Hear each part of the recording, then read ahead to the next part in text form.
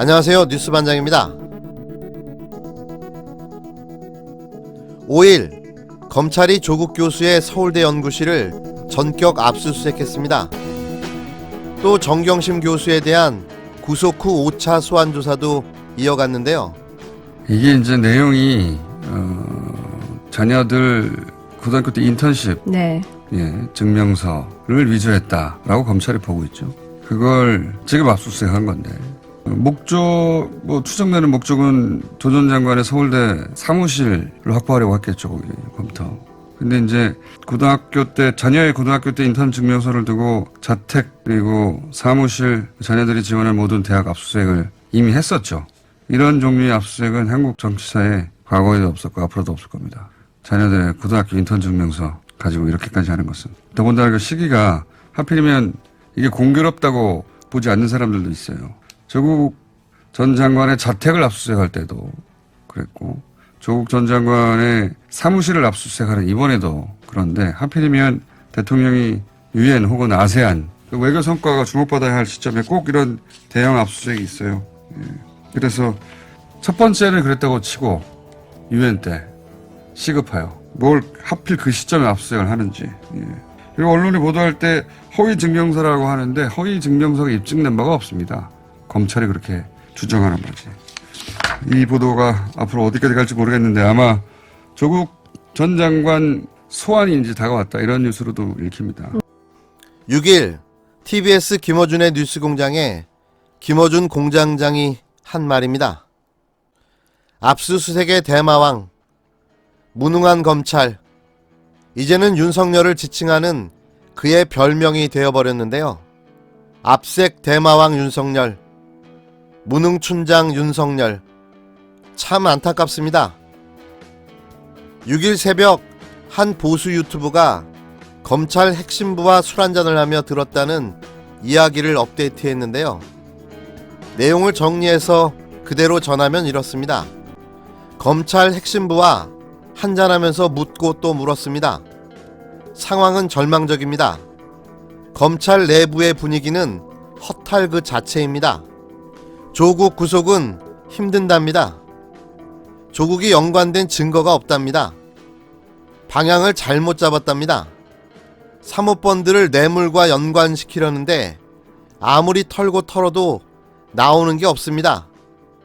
마지막 희망은 조국 계좌와 휴대폰 압수수색입니다. 저들은 증거도 없이 경제 공동체란 이유로 박근혜 대통령을 구속시켰습니다. 촛불의 힘이었습니다. 이번에는 우리 태극기의 힘으로 증거가 없더라도 구속을 시킬 수 있습니다. 조국 구속이 안 되면 한동훈 검사, 이복현 검사, 특수부 검사들 다 옷 벗어야 합니다. 빵 터졌습니다. 이게 사실이라면 현재 검찰은 패닉 상태에 빠져 있는 건데요. 검찰 수사가 80일을 넘겼습니다. 또 압수수색만 80군데를 넘게 하고 있는데요. 이제 더 놀라울 것도 새로울 것도 없습니다. 이렇게 오랜 시간, 이렇게 많은 곳을 압수수색한 검찰 수사가 있었던가요? 대한민국 헌정사상 처음이기도 하겠지만 아마도 기네스북에 오르지 않을까라는 생각마저 듭니다. 이 정도 수사를 했는데도 아무것도 안 나온다면 둘 중에 하나겠죠. 죄가 없거나 검찰이 무능하거나. 그럼 여러분 생각은 어떻습니까? 저는 둘 다인 것 같습니다. 죄가 없다. 그래서 죄를 만들려고 노력하는 검찰을 무능하게 만들었다. 이게 정답 아닐까요?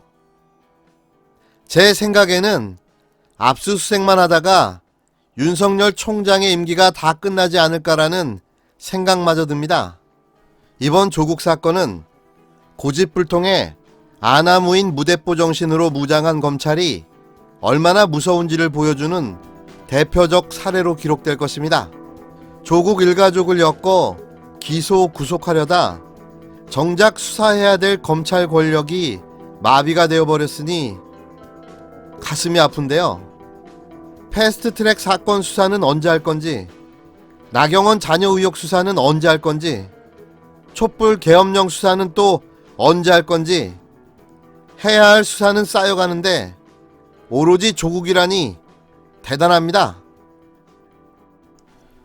조국 전 법무부 장관의 부인 정경심 동양대 교수가 지난 2일에 이어 사흘 만인 5일 검찰에 출석해 조사를 받았습니다.